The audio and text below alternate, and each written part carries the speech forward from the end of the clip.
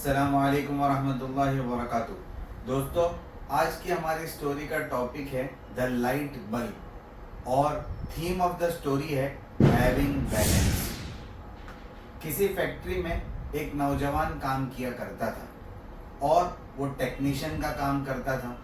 उसका एक बूढ़ा टेक्नीशियन मेंटर हुआ करता था जो उसे हमेशा सिखाता था कि कम बोला करो, काम ज़्यादा किया करो और हमेशा अपनी स्किल्स को डेवलप करने पर फोकस किया करो। उसने 10 साल उस बूढ़े टेक्नीशियन की मेंटरशिप में काम किया।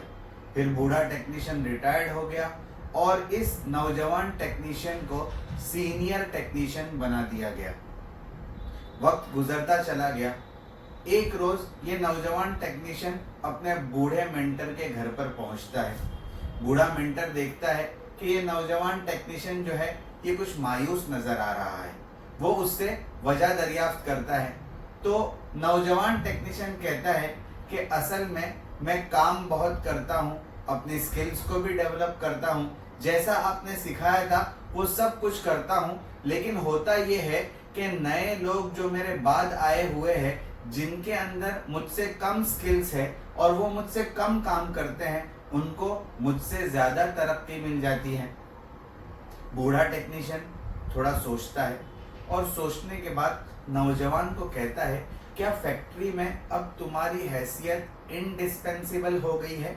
यानी तुम्हारी हैसियत अब फैक्ट्री में क्या ऐसी हो गई है कि तुम्हारी अदम मौजूदगी यानी तुम्हारा फैक्ट्री में हाजिर न रहना ये फैक्ट्री को नुकसान पहुंचाए?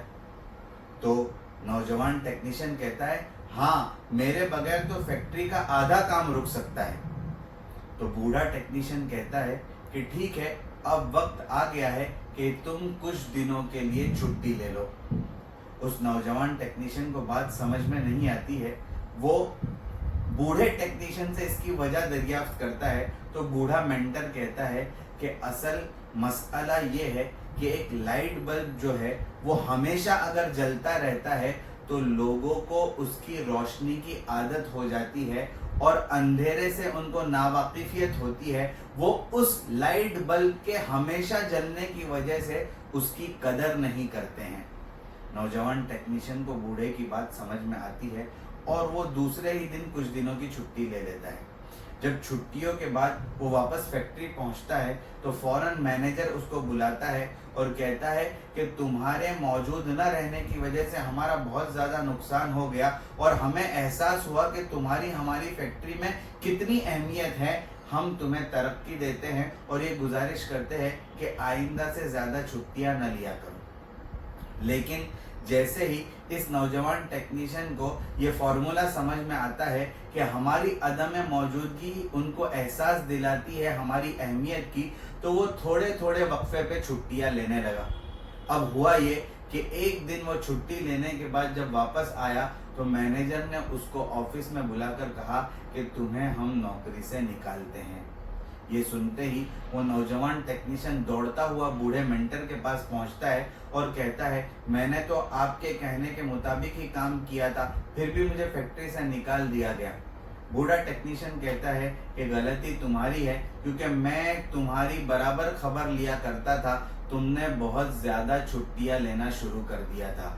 उस दिन जो मैं तुमको बात समझा रहा था लाइट बल्ब का एग्जाम्पल देके, वो बात तुमने मेरी पूरी नहीं सुनी। पूरी बात ये है कि एक लाइट बल्ब जो है हमेशा अगर रोशनी देता रहे तो उसकी कोई कदर नहीं करता है, लेकिन अगर बार बार वो लाइट बल्ब बंद हो जाए तो लोग फिर उसको नाकारा समझते हैं और उसको रिप्लेस कर देते हैं। तुम्हारे साथ भी यही हुआ कि जब तुम बार बार छुट्टियां लेने लगे तो फैक्ट्री के लोगों को इस बात का एहसास हो गया कि अब ये नाकारा हो गया है और इसके बगैर भी हमें काम चलाना आना चाहिए। इस वजह से फिर वो थक हार कर तुम्हारी बार बार छुट्टियां लेने की वजह से तुम्हें निकालने पर मजबूर हो गए।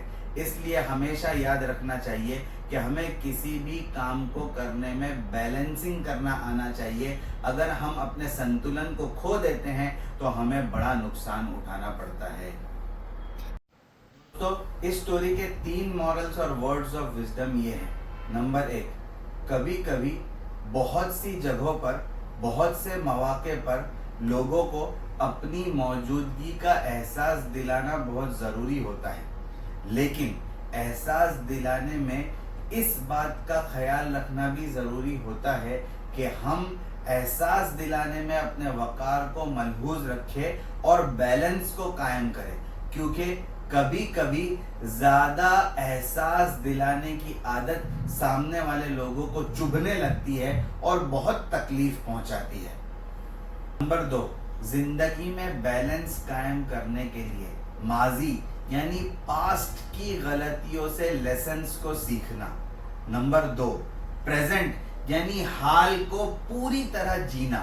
اور نمبر 3، مستقبل یعنی فیوچر کے لیے اپنے آپ کو تیار کرنا بہت ضروری ہوتا ہے۔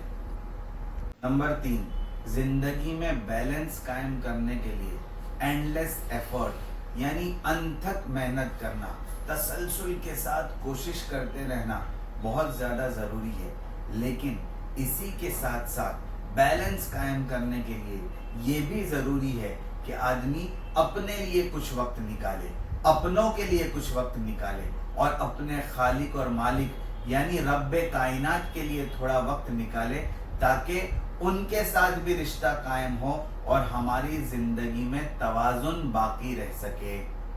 دوستو، ہیونگ بیلنس کے ٹاپک پر 3 اچھی بکس کے نام، ان کے آتھرز کے نام اور پبلشنگ ڈیٹ یہ ہے۔